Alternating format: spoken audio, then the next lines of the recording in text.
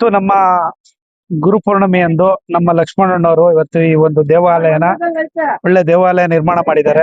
ಶಿರ್ಡಿ ಸಾಯಿಬಾಬಾ ದೇವಸ್ಥಾನ ಈಗ ಇಲ್ಲಿ ನಿರ್ಮಾಣ ಆಗಿರೋದ್ರಿಂದ ವರ್ಷ ವರ್ಷ ತುಂಬಾ ಚೆನ್ನಾಗಿ ಗುರುಪೂರ್ಣಿಮೆ ಆಚರಣೆ ಮಾಡ್ತಾ ಇರ್ತಾರೆ.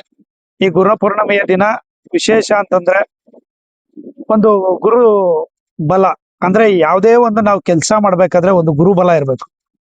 ಆ ಗುರುಬಲ ಇದ್ರೇನೆ ಏನೇ ಒಂದು ಕೆಲಸ ಮಾಡಿದಾಗ್ಲೂ ಅದು ಒಂದು ಸಕ್ಸಸ್ ಕಾಣಬೇಕು ಅಂತಂದ್ರೆ ಅವರ ಒಂದು ಆಶೀರ್ವಾದ ಬೇಕೇ ಬೇಕು. ನಾವು ಮಾಡೋ ಕರ್ತವ್ಯ ನಾವು ಮಾಡ್ತೀವಿ. ಯಾವುದೇ ಒಂದು ವಿದ್ಯಾರ್ಥಿ ಓದ್ತಿದ್ದಾರೆ ಅಂತಂದಾಗ ಏನಾಗುತ್ತೆ, ಆ ಗುರುಬಲ ಬೇಕು. ಗುರುಬಲ ಇದ್ರೇನೆ ನಾವೇನೋ ಒಂದು ಚೆನ್ನಾಗಿ ಓದಿರೋಂಥ ವಿದ್ಯಾರ್ಥಿಗೆ ಒಳ್ಳೆ ಮಾರ್ಕ್ಸ್ ಸ್ಕೋರ್ ಮಾಡ್ಬೇಕಾಗ್ಬೋದು, ಓದಿರೋಂಥ ವಿದ್ಯಾರ್ಥಿಗಳಿಗೆ ಒಳ್ಳೆ ಉದ್ಯೋಗ ಅವಕಾಶಗಳಿರ್ಬೋದು.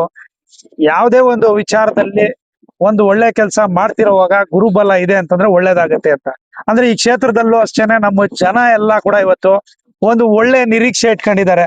ಏನಪ್ಪಾ ಅಂತಂದ್ರೆ ಇವತ್ತು ಗುರುಪೂರ್ಣಿಮೆಯ ದಿನ ಬಂದು ಎಲ್ಲ ವಿಶೇಷವಾಗಿ ನಮ್ಮ ಶಿಡ್ಲಘಟ್ಟ ವಿಧಾನಸಭಾ ಕ್ಷೇತ್ರದಾದ್ಯಂತ ಹೆಚ್ಚಾಗಿ ರೈತರೇ ಕೂಡಿರ್ತಾರೆ.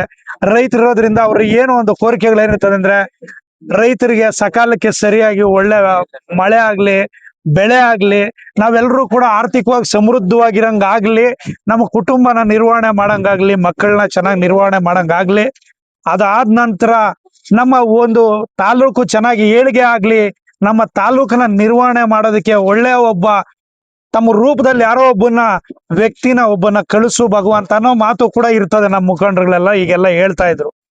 ಖಂಡಿತವಾಗ್ಲೂ ನಾನು ಕೂಡ ಕೇಳ್ಕೊಂಡಿದ್ದೀನಿ. ನಮ್ಮ ಶಿಡ್ಲಘಟ್ಟ ವಿಧಾನಸಭಾ ಕ್ಷೇತ್ರ ಬಹಳ ಹಿಂದುಳಿದಿದೆ. ಇವತ್ತು ಏನಾಗಿದೆ ಅಂದ್ರೆ ಕುಡಿಯೋ ನೀರಿಗೆ ಬಹಳ ಹಾಹಾಕಾರ ಕೂಡ ಇದೆ ಇಲ್ಲಿ ಅಂತ ಇದ್ದಾರೆ. ಅದಕ್ಕೆ ಆ ಕುಡಿಯೋ ನೀರನ್ನ ನೀಗಿಸುವಂಥದ್ದು ಏನಿಲ್ಲ, ರೈತರ ಒಂದು ಸಮಸ್ಯೆಗಳಿದೆ, ರೈತರ ಸಮಸ್ಯೆಗಳನ್ನ ಹೋಗಲಾಡಿಸೋದಕ್ಕೆ ಆ ಭಗವಂತ ಶಕ್ತಿ ಕೊಡ್ಲಿ.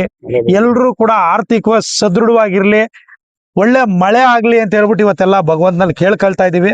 ಓದ್ತಾ ಇರೋಂಥ ಎಲ್ಲ ವಿದ್ಯಾರ್ಥಿಗಳಿಗೆ ಒಳ್ಳೆ ಉದ್ಯೋಗಾವಕಾಶಗಳು ಕೂಡ ದೊರಕಲಿ, ಒಳ್ಳೆ ಒಂದು ಅಭಿವೃದ್ಧಿ ಕಾಣ್ಬೇಕು. ಇಲ್ಲಿ ಏನಂದ್ರೆ ನನ್ನ ಒಂದು ಆಸೆ ಇದೆ, ವಿಶೇಷವಾಗಿ ನಮ್ಮ ಶಿಡ್ಲಘಟ್ಟ ವಿಧಾನಸಭಾ ಕ್ಷೇತ್ರದಲ್ಲಿ ಸಾಧ್ಲಿ ಅಂತಂದ್ರೆ ಹಿಂದುಳಿದಿರೋ ಒಂದು ಭಾಗ ಅಂತಾನೆ ಹೇಳಕ್ ಇಷ್ಟಪಡ್ತೀನಿ. ಯಾಕಂದ್ರೆ ಈ ಕಡೆ ಎಲ್ಲ ಒಂಥರ ಬಂಡೆ ಸಾಲುಗಳಿಲ್ಲಿ, ಹಂಗಾಗಿ ಬೆಟ್ಟದ ಸಾಲುಗಳಿಲ್ಲಿ. ಏನಾಗಿದೆ, ಒಂದು ಒಳ್ಳೆ ಅಭಿವೃದ್ಧಿ ಇಲ್ಲಿ ಕಾಣಬೇಕು. ಒಂದಷ್ಟು ಒಳ್ಳೆಯ ಇಂಡಸ್ಟ್ರೀಸು, ಒಳ್ಳೆ ಒಂದಷ್ಟು ಕಂಪನಿಗಳು ಈ ಭಾಗದಲ್ಲಿ ಬಂದ್ರೆ ಸುತ್ತಮುತ್ತಲಿರುವಂತ ಎಲ್ಲ ನಿರುದ್ಯೋಗಿಗಳಿಗೆ ಒಳ್ಳೆ ಉದ್ಯೋಗಾವಕಾಶಗಳು ದೊರಕತ್ತೆ. ಮತ್ತೆ ಎಲ್ರೂ ಕೂಡ ಇವತ್ತು ಒಂದು ಏನು ಆಸೆನ ಇಟ್ಕೊಂಡಿದ್ದಾರೆ. ಇವತ್ತು ಸುಮಾರು ಜನ ಈ ಭಾಗದಲ್ಲಿದ್ದಂತ ಒಂದು ಒಳ್ಳೆ ಕೆಲವು ಕುಟುಂಬಸ್ಥರುಗಳು ಏನ್ ಮಾಡ್ಬಿಟ್ಟಿದ್ದಾರೆ, ಹೋಗಿ ಎಲ್ಲ ಬೆಂಗಳೂರಲ್ಲಿ, ಚಿಕ್ಕಬಳ್ಳಾಪುರದಲ್ಲಿ, ಬಾಗೇಪಲ್ಲಿನಲ್ಲಿ, ಈ ಕಡೆ ಹತ್ರದಲ್ಲಿ ಏನಾಗಿದೆ ಅಂದ್ರೆ ವಲಸೆ ಹೋಗ್ಬಿಟ್ಟಿದ್ದಾರೆ. ಅಲ್ಲೋಗಿ ಅನುಕೂಲವಾಗಿ ಅಲ್ಲಿರೋಣ ಅಂತ ಹೊರಟಿದ್ದಾರೆ. ಈಗ ಏನಾಗಿದೆ, ಇಲ್ಲೇ ಒಂದು ಒಳ್ಳೆ ಅಭಿವೃದ್ಧಿ ಆಗ್ಬಿಟ್ರೆ ಈ ಸಾದ್ಲಿ ಭಾಗದಲ್ಲಿ ಎಲ್ರೂ ಕೂಡ ಆಚೆ ಹೋಗಿರೋಂತ ಎಲ್ರು ಮತ್ತೆ ಇಲ್ಲಿ ಆಹ್ವಾನಿಸ್ಕೋಬಹುದು ನಾವು. ಅಂದ್ರೆ ಅಷ್ಟು ಅಭಿವೃದ್ಧಿ ಇಲ್ಲಿ ಆಗ್ಬೇಕು ಅನ್ನೋದನ್ನ ಭಗವಂತ ಅಲ್ಲಿ ಇವತ್ತು ಕೋರಿಕೆ ಇಟ್ಟಿದೀವಿ. ಖಂಡಿತವಾಗ್ಲೂ ಭಗವಂತ ಒಳ್ಳೇದ್ ಮಾಡ್ತಾರೆ ಅನ್ನೋ ಒಂದು ನಂಬಿಕೆನೂ ಇದೆ. ನಾನು ಪರಮ ಭಗವಂತನ ಭಕ್ತ.